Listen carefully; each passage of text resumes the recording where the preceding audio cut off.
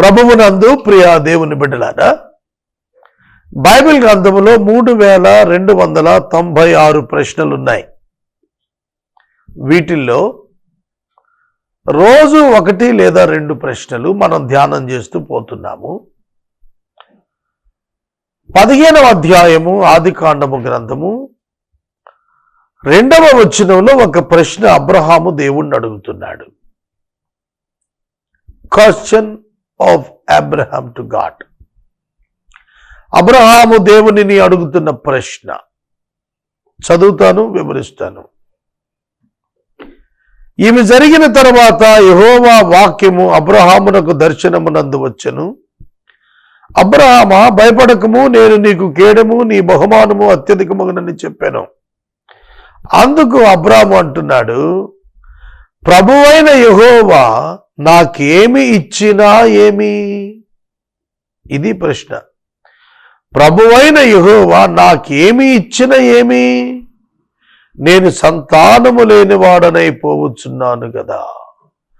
దమస్కు ఎలియాజరే నా ఇంటి ఆస్తికర్త అగును కదా. But Abraham said, O Lord God, what will you give me? What will you give me? For I continue childless, and the heir of my house is Eliezer of Damascus? Question mark. దమస్కు వాడైన ఎలియాజరే గదా. ఇక్కడ 2 ప్రశ్నలు. 1, నువ్వు నాకు ఏమిచ్చినా ఏమి? 2వది, దమస్కు ఎలియాజరే కదా, అవునా కాదా అని ప్రశ్న. అబ్రహాము దేవుని ఇంకా పూర్తిగా అర్థం చేసుకోలేదు. అలా అర్థం చేసుకొని ఉంటే ఈ ప్రశ్నలు 2 వచ్చేవి కాదు. గుర్తించాలి మీరు.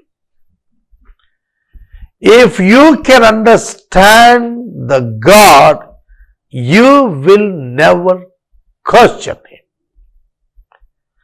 దేవుణ్ణి ఎన్నడూ నువ్వు ప్రశ్నించు. This is fact. ఇది నిజం, ఇది సత్యం, వాస్తవం. దేవుడైన యెహోవా అబ్రహామును పిలిచినప్పుడే తన ప్రణాళికను అతనితో చెప్పాడు. నీ సంతానము చేత ఈ లోకములోని వంశములన్నీ ఆశీర్వదించబడతాయి. You are going to be the blessing to the whole world. Your offspring will become the blessing to the whole world. నీ నుండి వచ్చిన నీ సంతానం ఉందే, అది ఈ లోకానికే దీవెనవుతుందయ్యా అని చెప్పాడు. మరి అలా చెప్పినప్పుడు నమ్మాలి కదా. నమ్మితే ఈ ప్రశ్న రాదుగా. నువ్వు నాకేమిచ్చినా ఏమి? ఎలియాజరు తప్ప నాకు ఎవరు కుమారులు ఉన్నారు? నాకు ఎవరు బిడ్డలు లేరు కదా. కాలానుగుణంగా చూస్తున్నట్లయితే నాకే వయసు పైబడిపోతుంది. పిల్లలను కనేటువంటి అవకాశం ఒక్కోటి డ్రాప్ అయిపోతుంది. అటువంటప్పుడు నువ్వు నాకెంత ఇస్తే ఏంటి? నేను ఎవరికి ఇచ్చుకోవాలదంతా? ప్రతి తల్లి తండ్రి ఆలోచన ఏంటంటే తాము సంపాదించి తమ పిల్లలకి ఇవ్వాలని. పిల్లలే లేకపోతే వాళ్ళు అంటారు, ఎవరి కోసం సంపాదించాలండి? ఉన్నదంతా ఎవరికి ఇవ్వాలి మా తర్వాత? కాబట్టి నా తర్వాత దీన్ని అనుభవించడానికి మనిషి లేకపోతే ఇదంతా నాకెందుకు అనే నిర్వేదం వస్తుంది. ఒక డిసప్పాయింట్మెంట్, డిస్కరేజ్మెంట్ వస్తుంది మనుషులుగా మనకు. కాబట్టి మనం తెలుసుకోవాల్సింది ఏమిటంటే, దేవుడు అబ్రహామునకు ఇస్తానని చెప్పిన సంతానాన్ని ఇస్తాడు అని నమ్మకపోతే అబ్రహాం ఇలాంటి ప్రశ్నలకు గురయ్యాడు. గుర్తెరగండి, ఈ ప్రశ్న వెనక దేవునిని ప్రశ్నిస్తున్న తీరు అతని ఆధ్యాత్మిక అవివేకానికి పోలిక. He didn't deserve the things which will happen. చూడండి, దేవుడు చెప్పింది జరిగి తీరుతుంది. ఈ ఎక్స్పీరియన్స్లోకి ఎందుకు రాలా అబ్రహాం? రాలా, మరి ఏం చేస్తాం? దమస్కి ఎలియాజరే నా తర్వాత ఈ ఆస్తికి వారసుడు తప్ప నాకు వారసుడు లేడు కదా, నాకు సంతానం లేదు కదా, నేనెవరికి ఇచ్చుకోవాలి ఇదంతా? కానీ ఎలియాజరే నాకు వారసుడు అయిపోతాడు కదా, దమస్కు వాడు, సిరియన్ దమస్క్ అంటే. ఒక జెంటైల్ సర్వెంట్ నాకు యజమానుడికి వచ్చేస్తాడు నా తర్వాత. దేవా, నువ్వు నాకు ఎంత ఆశీర్వాదం ఇస్తా అన్నావు, కేడం చేస్తా అన్నావు, బాగుంది, భయపడద్దు అన్నావు, బహుమానం ఇస్తా అన్నావు, దర్శనంలో వచ్చావు, కానీ నాకు సంతానం లేదు, నేనేం చేసుకున్నదంతా? యెహోవా ఆయన అడుగుతున్నాడు, నీవు నాకు సంతానమే లేదు కనుక నా పరివారంలో ఒకడు నాకు వారసుడు అవుతాడని చెప్పాడు. ఇతడు నీకు వారసుడు కాదు, నీ గర్భవాసాలు పుట్టువాడే నీకు వారసుడు అని ప్రభు అంటున్నాడు. ఇక్కడ మనం చూస్తున్నప్పుడు ఈ దమస్కు ఎలియాజర్ ఉన్నాడు, చూశారు? ఎలియాజరే. ఈ ఎలియాజరు అబ్రహాము యొక్క ఆస్తంతటికి కూడాను ప్రధాన దాసుడిగా, ప్రధాన నిర్వాహకుడి గుండి, చీఫ్ మేనేజర్ గుండి నడిపిస్తున్నాడు. కాబట్టి అతనిదే రైట్ అయిపోతుంది. ప్రభువా ప్రార్థన చేస్తున్నాడు. అబ్రహాము యొక్క విజ్ఞాపన దేవుడు జవాబిచ్చాడు. దానికి ప్రభు ఇచ్చిన జవాబు, ఇదిగో నీవు నాకు సంతానమే లేదు కనుక నా పరివారములో ఒకడు నా యుద్ధకు వచ్చి వారసుడు అని చెప్పగా, యెహోవా వాక్యం అతని యుద్ధకు వచ్చేసి, ఇతడు నీకు వారసుడు కాడు. ఈ పదం 2 చోట్ల ఉంది. ఇష్మాయేలు విషయంలో చెప్పాడు, ఇతడు నీకు వారసుడు కాదని. అలాగే మరలా ఇక్కడ కూడా ఎలియాజరు విషయంలో చెబుతున్నాడు, ఇతడు నీ వారసుడు కాదు, నీ వారసుడు పుట్టబోతున్నాడు, నీ వారసుడు రాబోతున్నాడు, నీ వారసుడు వస్తాడు, ఇప్పుడున్నవాడు కాదు. గుర్తెరగాలి. దేవుని యొక్క వాక్యము మనము తెలుసుకోవాలి. నీ బహుమానం అత్యధికమవుతుంది అనగానే అతని ఆలోచన అంతా కూడా నెక్స్ట్ జనరేషన్ మీదకి వెళ్ళిపోయి. మనకు కూడా అలాగే అనిపిస్తుంది, పిల్లలు లేరు కదా, ఏం సంపాదించి ఎవరికి ఇద్దాం? అదే పిల్లలు ఉన్నవాడైతే సంతోషపడతాడు, పోన్లే బాబు నాకు ఏదోటి ఇచ్చారు సంతోషం, నా బిడ్డల కన్నా చెందుతుంది అనుకుంటాడు. చూడండి, ఒక మాట చెబుతాను. ఒక ఆయన ఏసీబీలో పట్టుబడ్డాడు. ఏసీబీ వాళ్ళు పట్టుకున్నారు. ఆయనకి వివాహం అవ్వలేదు, పిల్లలు లేరు. కనికరించలా ఏసీబీ వాళ్ళు. ఏముందండి, పిల్ల బిడ్డలు లేనివాడు ఏం పర్లేదన్నారు. అదే ఒక పెళ్ళైనవాడిని, పిల్లలు ఉన్నవాడిని పట్టుకున్నాడు. పాపం భార్య బిడ్డలు ఉన్నారయ్యా, కడుపు మీద కొట్టకూడదు, వదిలేసేయండి. అర్థమవుతుందా? కనుక కొన్ని సెంటిమెంట్స్ రూల్ చేస్తూ ఉంటాయి. అబ్రహాము కొన్ని సెంటిమెంట్ ఏంటంటే, దేవుడు ఇస్తాడన్న దానికంటే కూడా నాకు సంతానం లేదు, ఎలియాజరుది ఆస్తి అంత అయిపోద్ది అనేటువంటి బాధ. వాస్తవంగా అది కరెక్ట్ కాదు.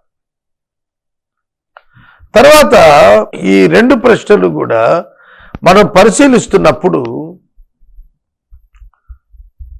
ఎలియాజరు కూడాను సేవకుడిగా ఎంత నమ్మకస్తుడంటే, అబ్రహాము యజమానుడిగానే ట్రీట్ చేశాడు.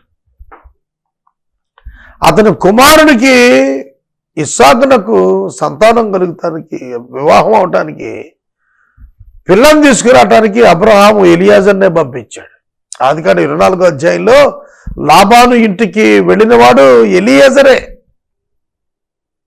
ఏ ఫెయిత్ఫుల్ సర్వెంట్. ఎలియాజరే కదా అనే ప్రశ్నకు దేవుడు జవాబిచ్చాడు. అబ్రహామా, అతడు నీ ఆస్తికి వారసుడు కాడు, నీకతడు వారసుడు కాడు. ఇది ఇష్మాయేలు విషయంలో కూడా చెప్పాడు. ఇతడు నీ వారసుడు కాదు, నీ భార్య నీకు కుమారుణ్ణి కంటుంది.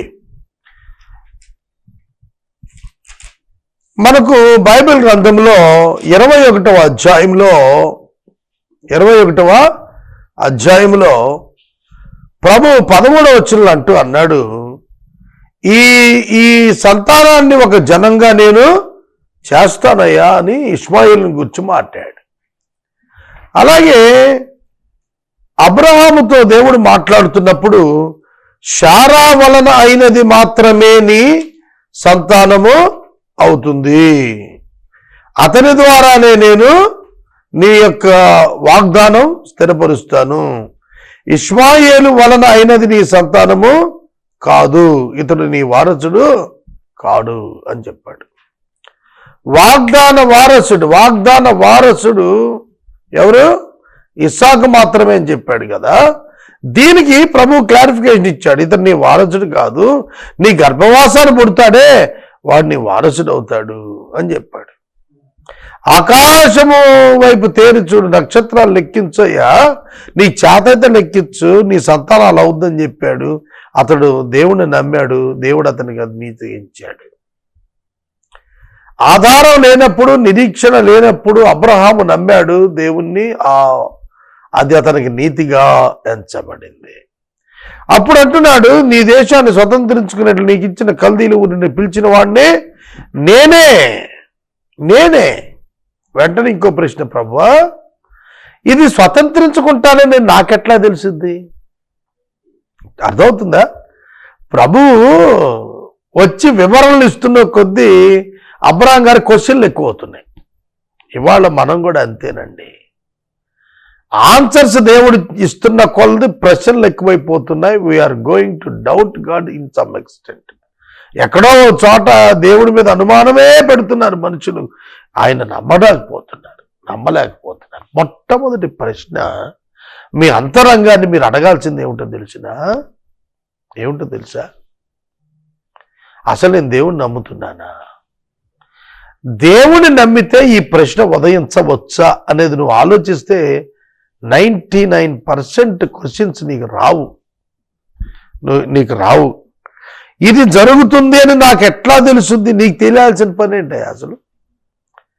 అది ఎప్పుడు జరుగుతుంది? ఇసుక రేణువులు అంతటి సంతానం ఎప్పుడు వస్తుంది?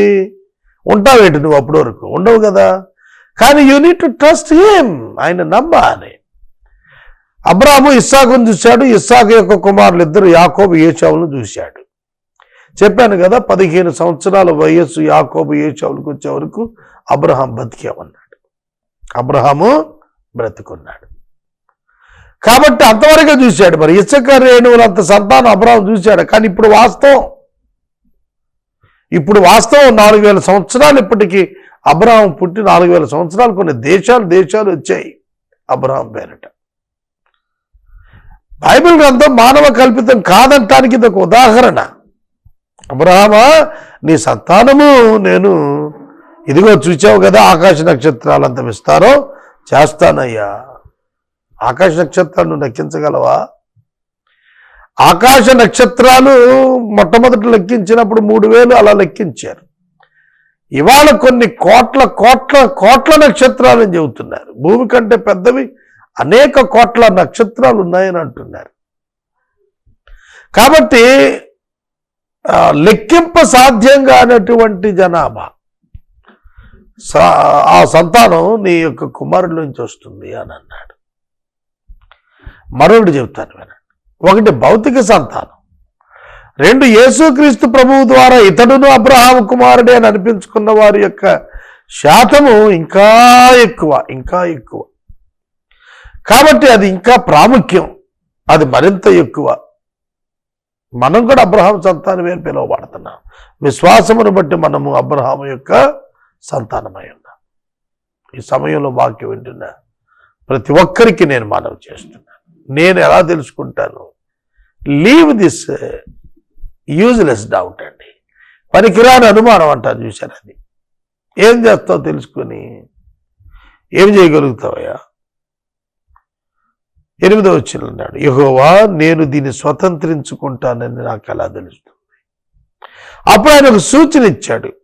3 ఏండ్ల పెయ్యను, 3 ఏండ్ల మేకను, 3 ఏండ్ల పొట్టేలు, తెల్లగువ్వ, పావుర పిర నా దగ్గర తీసుకురా అన్నాడు. అవన్నీ తీసుకుని రాగా వాటిని నడుముకు మధ్య ఖండించి ఆ ఖండాన్ని దాని ఖండాలు ఎదురెదురుగా ఉంచాడు. పక్షులను ఆయన ఖండింపలేదు. గ్రద్దలు ఆ కళేబరం మీద వాళ్ళ అబ్రహాం వాటిని తోలేశాడు. ప్రొద్దుకొంకను ఆరంభించినప్పుడు అబ్రహామును గాఢ నిద్ర పట్టింది. భయంకరమైన కటిక చీకటి అతను కమ్మింది. అతని సంతతి వారు తమది కాని దేశమందు నివసించి దేశం వారికి దూరస్తులుగా ఉందరు. 400 ఏండ్లు వారు వీరిని చంపెడతారు. మీరెవరికి దాసులవుతారో వారు మిక్కిలి ఆస్తి, ఆ జనములకు నేను తీర్పు తీరుస్తాను, మీరు మిక్కిలి ఆస్తితో బయలుదేరి వస్తారు. నాకు ఎలా తెలుసును అంటే ప్రభు వరుసగా చెప్పుకుంటూ వస్తున్నాడు ఒక్కోటి. ఎలా తెలుసు దేవుడు అబ్రాహ్మ? ఈ 3 ఏండ్ల పెయ్య, 3 ఏండ్ల మేక, 3 ఏండ్ల పొట్టేలు, తెల్లగువ్వ వధించి ఉంచితే వాటి మధ్య నుండి ప్రభు ప్రయాణం చేశాడు. That was the sign. The appearance of God and the acceptance of God, అది గుర్తించినప్పుడు అబ్రహాము ఆనందించాడు. 3వ ప్రశ్న 16వ అధ్యాయము 8వ వచనములో హాగరును అడుగుతున్నటువంటి ప్రశ్న. యెహోవా దూత హాగరును కనుగొంది. ఎక్కడ? నీటి బొగ్గ యొద్ద షూరు మార్గములో ఆమెను కనుగొన్నాడు. అక్కడికి ఎందుకు పోయింది? అది మీకు తెలియాలి. అబ్రహాము తన భార్య అయిన శారా మాట విని ఐగుప్తు నుండి వాళ్ళు తెచ్చుకున్నటువంటి ఒక దాసి హాగరును ఆమె మాట మీద తీసుకున్నాడు. ఆమెకు ఒక కుమారుడుగా అన్నాడు. ఇష్మాయేల్ అని పేరు పెట్టాడు. ఇష్మాయేలు పెద్దవాడవుతున్నాడు. అబ్రహాం ఏంట ఉన్నప్పుడు శారాను దేవుడు నిర్ణయ కాలాన్ని దర్శించినప్పుడు శారా గర్భవతి అయింది. ఇస్సాకును కంది. ఇస్సాకును కన్న తరువాత ఇష్మాయేలును అబ్రహాం పంపించి వేయాల్సి వచ్చింది. ఈ వృత్తాంతాల్లో 2 భాగాలు ఉన్నాయి. ఒకటి, హాగరు గర్భవతి అయినప్పుడు శారా హెరాస్మెంట్కు హాగరు పారిపోయింది. అదొక వృత్తాంతం. తర్వాత ఇస్సాకు పుట్టిన తరువాత శారా హాగర్ను పంపించేయమని చెప్పి నా కుమారుడు చూసి నవ్వాడని చెప్పి సీరియస్ అయిపోయింది. దాంతో అబ్రహాం వారిని బయటికి పంపాల్సి వచ్చింది. చూడండి, ఇక్కడ 8వ వచనంలో శారాయి దాసువైన హాగరు ఎక్కడి నుండి వచ్చితివి, ఎక్కడికి వెడుచున్నావు అని అడిగినందున నా యజమానురాలైన శారా ఎదురు నుండి పారిపోతున్నాను అన్నది. అప్పుడు యెహోవా దూత మాట్లాడుతూ, నీ యజమానురాలు యొద్దకు తిరిగి వెళ్ళుము, ఆమె చేతి కింద అణిగి ఉండుము, నీ సంతానం నిశ్చయంగా నేను ఆశీర్వదిస్తాను, లెక్కింప వీల్లేనంత అవుతుంది. ఇదిగో నీ దేవుడు నీ మొర విన్నాడు, నువ్వు గర్భవతి అయి ఉన్నావు, నువ్వు కుమారుని కంటావు, ఇష్మాయేల్ అని పేరు పెట్టావు. ఎన్ని విషయాలు చెప్పాడు. ఇస్సాకునకు పేరు ఫలానాది పెడతారని చెప్పిన వాడే ఇష్మాయేలుకు కూడా పేరు పెట్టేది ఆయనే అనేది మనకు అర్థం అవుతుంది. కనుక యెహోవా నీ మొర విన్నాడు, నువ్వు గర్భవతి అయి ఉన్నావు. యెహోవా దూత చెబుతున్నాడు. హాగరు అంట మొరపెట్టిందంట, దేవా నా గర్భాన్ని ఇవ్వని. నేను అనుకుంటాను హాగరు మొట్టమొదట బాగానే ఉంది, గర్భవతి అయ్యే వరకు బాగానే ఉంది, వచ్చే వరకు. గర్భము వచ్చిన తర్వాతే తన యజమానురాలు తనకి నీచురాలుగా అనిపించింది. అందుకే కదా తరిమింది, హెరాస్ చేసింది. విమెన్ టు విమెన్ హెరాస్మెంట్ అన్నమాట. ప్రతి ఇళ్లలో గృహహింస ఉంటుంది కదా. ఇవాళ కనుక వాళ్ళిద్దరు ఉండుంటే గృహహింస చట్టం కింద శారాగాని అరెస్ట్ చేసేవాడు, తెలుసునా? ఆ రోజుల్లో శారా రాజపుత్రిక, ఆవిడ అంత ఘనమైనటువంటిది. కాబట్టి హాగరును పంపించేయమంటే పంపించేయాలి, ఉంచమంటే ఉంచాలి, చేసుకోమంటే చేసుకోవాలి, పిల్లలు కనమంటే కనాలి. అది ఆవిడ ఆ మాస్టర్షిప్ అట్లా ఉండేది. అటువంటి బలమైనటువంటి కుటుంబంగా దాన్ని మనం చూస్తాము, అబ్రాహాం కుటుంబాన్ని. ఇక్కడ మనకు 16వ అధ్యాయములో 8వ వచనములో చాలా స్పష్టంగా అడుగుతున్నది. ఈ హాగర్ని అడుగుతున్నాడు, హాగరు ఎక్కడి నుండి వచ్చావు? పారిపోయింది కదా. ఇప్పుడు పారిపోయింది హెరాస్మెంట్ తట్టుకోలేక. ఎంత హెరాస్మెంట్ అంటే భర్తను కూడా తిట్టేసింది ఆవిడ, నా ఉసురు నీకు తగులుతుందని. ఇవాళ చాలా మంది ఉన్నారు ఇట్లా భర్తను తిరస్కరించేవాళ్ళు, దూషించేవాళ్ళు. అబ్రాహాంకి ఏం పాల్పోవటం లేదు. ఓ పక్కన చూస్తేనేమో భార్య తిడుతోంది. అటువంటి పరిస్థితి సోదరుడా, సోదరి. హాగరు తనంతట తాను పారిపోతాను. 16వ అధ్యాయంలో తనంతట తాను పారిపోతున్నప్పుడు మార్గం తప్పింది. ఎక్కడికి వెళ్తుంది? వెనక్కి వెళ్ళిపోవాలి. ఐగుప్తు నుంచి వచ్చింది, ఐగుప్తు పోవాలి. వెళ్లే మార్గంలో మార్గం తప్పింది, బెయేర్షెబా అడవుల్లో పోయింది. అక్కడ దేవుని యొక్క దూత పట్టుకుంది ఆవిడ, మాట్లాడు. మనం దారి తప్పినా ఆయన దారి తప్పేవాడు కాదు, మన దగ్గర స్ట్రీట్కి వస్తాడు.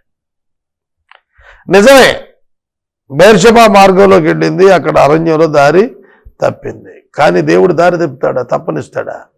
రైట్ వేలో పెట్టాడు ఆవిడ తీసుకొచ్చి, తాను రైట్ వేలో ఉంటాడు. అందుకని ఆయన ఏం చేశాడంటే ఆ అమ్మాయితో, హాగరుతో, నువ్వు వెళ్ళు, వెనక్కి వెళ్ళి లోబడి ఉండవమ్మా, it is my will for you, it is my will for you. నువ్వు వెనక్కి తిరిగి వెళ్ళి శాలా క్రింద నువ్వు పని చేసుకో. లేదండి నన్ను చాలా హెరాస్ చేసింది, అయినా సరే నీ యజమానురాలు ఆవిడ నీ మీద హక్కుదారాలు చేసింది, చేయించుకో, మళ్ళీ నువ్వు వెళ్ళు. Be loyal to your masters. నీ యజమానురాలకి నువ్వు న్యాయము కలిగి జీవించు, విధేయత కలిగి జీవించు, వెనక్కి వెళ్ళమన్నాడు. సహోదరుడా, సహోదరి, కొన్ని దేవుని విషయాలు మనకు అర్థం కావు. హెరాస్ చేస్తున్న చోటకి మళ్ళీ దేవుడు వెళ్ళమంటాడేంటి అంటే, he can take care of, he is able to take care of. అది హాగర్కి అర్థం కావాలంటే శారాని కంట్రోల్ చేయగలిగిన దేవుడు ఉన్నాడు కదా. కాబట్టి మనం గుర్తించాలి, ఒక అధికారి తిడుతున్నాడనో లేకపోతే ఇంకొకళ్ళు ఏదో అన్నారనో కాదు, వాళ్ళు కూడా మన దేవుని చేతిలోనే ఉన్నారు, వాళ్ళు కూడా మన దేవుని చేతిలోనే ఉన్నారు. ఇది మనం ఎన్నడూ మర్చిపోకూడదు. ఒక మనిషిని బట్టి మనం ఎన్నడూ డిస్టర్బ్ కావద్దు. ఈ మాట మీరు తప్పక గుర్తెరగాలి.